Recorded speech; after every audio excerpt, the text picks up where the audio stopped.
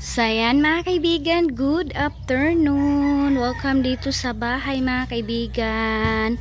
Napakaganda ng weather pero maulan siya kanina mga kaibigan. Sa ngayon lumabas naman si araw, alas 3 ng hapon.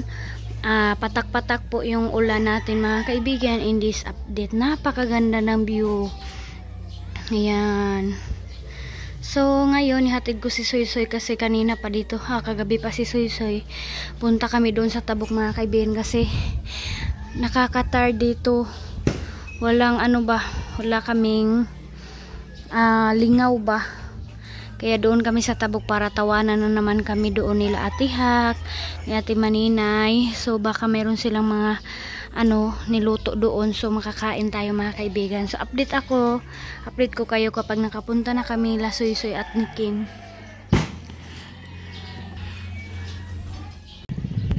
So na-excited na si Soy Soy. Soy! No Soy!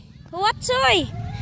Mauwi na siya kasi nakaka-board dito sa Tabuk mga kaibigan. Buti doon merong TV. So hatid ko muna sila. So buti nandito si Dada mga kaibigan, meron kaming baruto. Ayan, parang ang saya nila doon sa Tabuk. Yeah, visit na naman tayo doon kay Ate Maninay. Oh. Ha? Sagdito. Doon kami sa Tabuk. Oo. Dinalhan ni Aileen mga kaibigan sa Ate Maninay ng piniritong hawid dahil hawid ayaw king ituklod piniritong kamuti. Sit down, hawid. Hawid. Hug lagi kita ti. Yan mga kaibigan oh. Dadalhin ko tong phone mga kaibigan kasi sabihan ko sa Ate Maninay na hindi siya mag-charge. Ayan, merong mga king pagpuyo lagi mo king ginuo ko. Kasi merong mga langgam sa dagat. Pagpuyo usoy, puyo usoy. Ate, pagpuyo lagi kay kaslugi lagi. Grabe kasulog sa Agusan Mars mga kaibigan kasi tumubo. Si Palo naglimas siya baro tambot. Hana sila sa waiting shed naginuman. So ito mga kaibigan yung nadatnan ko, wala na dito yung ref. Inakyat na siguro ni Ate Maninay doon sa taas kasi merong mga laman yun, and then nagblender daw sila kanina ng prutas. Ayan, meron pang antira na papaya, medyo malapit na masira, and then mayroong gabi, mayroong niyog. Ano kaya ito mga kaibigan? Ay, saging. Ayan, hilaw na saging. Wow, ang lalaki ng gabi. Ang sarap nito gulayan mga kaibigan oh. Hi. Ayan, tingnan nyo yung mga bagets. Inutosan ni Ate Maninay kasi doon ako sa old na bahay pumunta. Pinatawag daw kami ni Ate Maninay at saka si Auntie Inday. Iwan ko kung ano mga kaibigan. Kala namin. Ayan o, yung store. Store. What happened? Tao po. Ay. Ayan. Ka-sweet. Oh, dito na pala. Hala. No. Mayroon pala ipagawa sa amin ni Ate Maninay mga kaibigan. Maglalagay daw kami ng wallpaper sa kanyang kwarto. Yan, kainan naman. Yan, si Kuya yung nag-open ng chocolate nila. Thank you. Yehey! Ate Dilip! Good evening mga kaibigan. Welcome dito sa itaas. Dito kami ngayon. Manonood kami sa laptop ni Kuya Caleb kasi nagpa-drone sila. Ay, sa cellphone lang pala. Ayan sila. Hello! Welcome sa kwarto nila Ate Maninay. Nood na si Dodon Junjun mga kaibigan. Pinanood na niya. Ayan. Muna ang drone. Wow! So ayan na mga kaibigan oh. Wow! Ka-nice. Kisa na de. Aw balay nato sa atop. Nice kaayo. So yan mga kaibigan, napakasaya namin. So dito na naman kami, in-invite na naman kami ni Ate Maninay na dito matulog. Pakita daw ni Kuya Caleb ang mumu dito mga kaibigan. Ayan na sila oh. Good morning mga kaibigan. Nagkabisi na si Bianan, si Ate Maninay and Kuya Caleb sa paghanap ng litsunin namin ngayong New Year. Ayan, galing sila doon sa Tabuk. Yan sila oh. Kanina pa yan sila doon sa Tabuk mga kaibigan. And then si Ate Hak, binigyan ni Yoyo ng isda para madala sa Bayugan kasi uwi sila doon sila mamasko. New Year sila babalik dito mga kaibigan para sama-sama kami. Ayan. Yung lablab palo, lablab. Kisha palo. Good morning. Tay, magapag-uubos na. Magkabukaan eh! Sa hello mga kaibigan.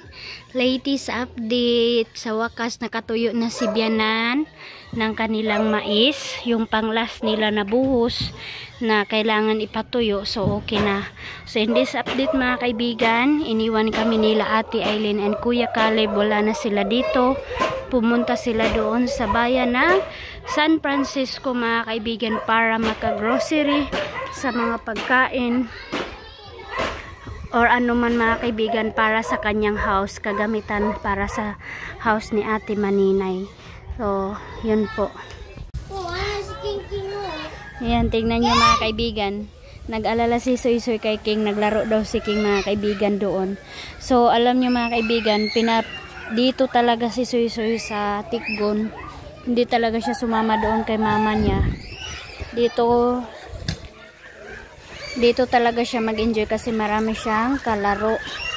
Yan, ang dami kasing mga bata and then maluwag yung matitingnan niya doon sa kanila mga kaibigan. Maliit lang yung space. Kaya ayan, mataba siya doon mga kaibigan sa Bayugan. And si King and Aileen, ang payat nila mga kaibigan kasi ang lawak ng tinatakbuhan nila. And then exercise talaga yung mga katawan nila mga kaibigan. Kaya ang papayat nila Aileen. Kaya ayaw ko sana sila pababain mga kaibigan. Pero hindi talaga mapipigilan. Laro talaga ng laro. Ayan oh. Hala, good morning mga kaibigan. Merry Christmas. Ito yung update weather namin dito ngayon.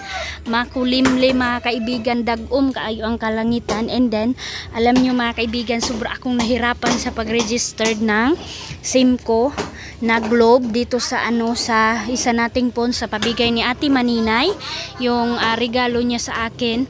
So thank you Ate Maninay, and thank you pala kay Charlene, shout out sa iyo, salamat sa pagtulong sa akin sa pag-registered. Sobrang tagal mga kaibigan, mga 2 hours yata kami nag-registered.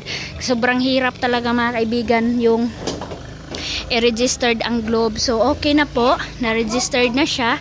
And then dalawa na yung SIM natin mga kaibigan, TM at saka Globe. Kasi malakas yung Globe dito. Yan.